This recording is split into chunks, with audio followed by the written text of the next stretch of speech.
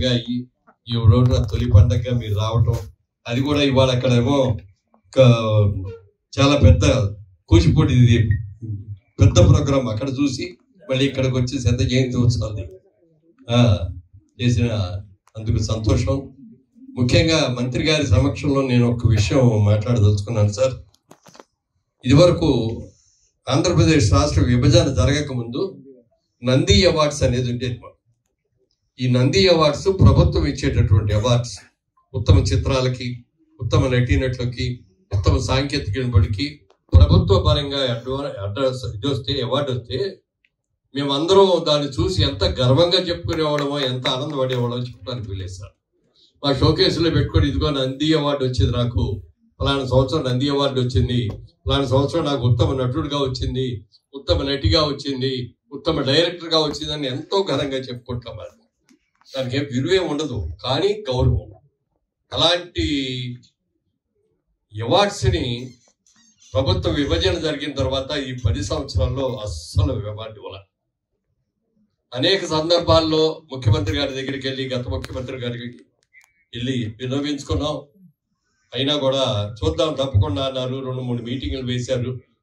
అప్పుడు సింహ అవార్డ్స్ ఏదో పెడదామని చెప్పి అనుకోవటం కూడా జరిగింది, కానీ అది జరగల.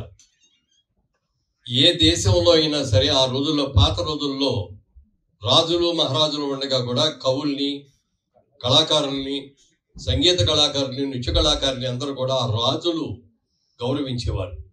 ఏ దేశంలో అయితే కళాకారులు గౌరవించబడతాడో ఆ దేశం సుభిక్షంగా ఉంటుందని చెప్పి అందరికీ నమ్మకం.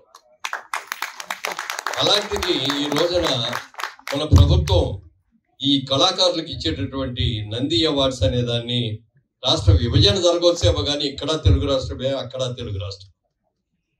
కాబట్టి ముఖ్యమంత్రి గారికి, జూపల్లి కృష్ణారావు గారికి నా విన్నపం, చాలా ముఖ్యంగా దీని గురించి మీరు మీ మినిస్ట్రీలో, క్యాబినెట్లో చర్చించి ఇమ్మీడియట్గా ఇది పెట్టాలి. ఎందుకంటే నంది ఫిల్మ్ అవార్డ్స్ని, ఫిల్మ్ అవార్డ్స్, టీవీ అవార్డ్స్, రంగస్థల నాటకాల అవార్డ్స్ 3 కలిపి పెట్టి చేసామండి. ఎన్నో సంవత్సరాలు చేసాం. అది ఇప్పుడు ఆగిపోయింది. దయచేసి మీరు ముఖ్యమంత్రి గారితో మాట్లాడి, మీరు మాకు సాంస్కృతిక మంత్రివర్యులు కాబట్టి ఇది మీ బాధ్యతగా ఈ సభాముఖంగా చెప్తూ, మా కృష్ణవేణమ్మ గారి శత జయంతి ఉత్సవం రోజున నా విన్నపంగా మీరు స్వీకరించాలని, ఇది మీరు తొందరలో చేయాలని కోరుకుంటూ సెలవు. తప్పకుండా వాస్తవంగా నాకు బాధ కూడా అనిపిస్తూ ఉంది ఇటువంటి పరిస్థితి జరిగిందంటే. ఎందుకంటే ప్రాంతాలు విడిపోవచ్చు కానీ మనుషులు కలిసే ఉన్నాం, మనసులు కలిసే ఉన్నాయి. ఇది బాధ్యత.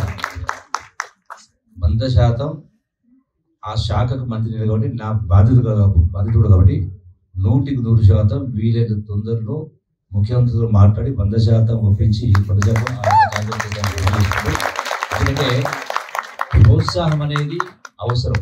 అది ఆటలైనా, పాటలైనా, నాటకాలైనా, రంగస్థలమైనా, సినిమాలైనా ఏదైనా అవసరం. కాబట్టి 100% అంటే సమాజం అభివృద్ధి కోసం, నాగరికత కోసం, పెడదారిన బట్టలు ఉండడం కోసం ఇది అవసరం. కాబట్టి ఒకరు అడగకుండానే చేయాల్సిన పని. కాబట్టి మీరు జ్ఞాపకం చేసినందుకు మీకు ధన్యవాదాలు తెలియజేస్తూ 100% వీళ్ళని తొందరగానే ఆ యొక్క కార్యక్రమం ఏర్పాటు చేస్తాను సవినయంగా చేస్తూ నేను తెలంగాణ రాష్ట్రం తరఫున మన్నించవలసిందిగా కోరుతాము.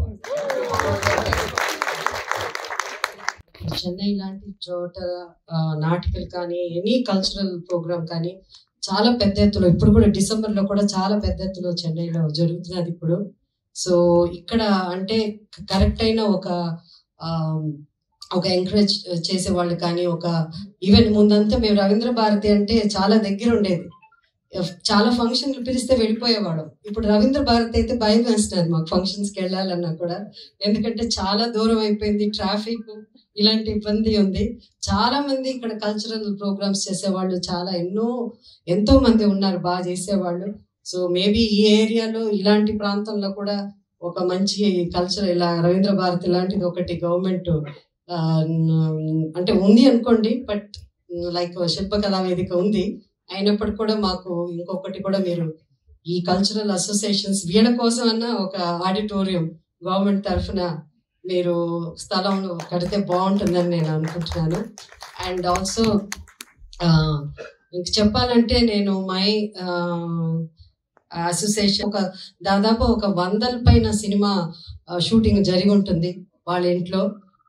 అక్కడ అడుగుపెట్టిన ప్రతి యాక్టర్ భాష తెలుగు, తమిళ్, మలయాళం అన్ని భాషల్లో ఉన్న ఆర్టిస్టులందరూ ఆ ఇంట్లో అంత ఫేమస్. ఆ రోజుల్లో వాళ్ళ ఇల్లు షూటింగ్స్ చేసేవాళ్ళం మేము.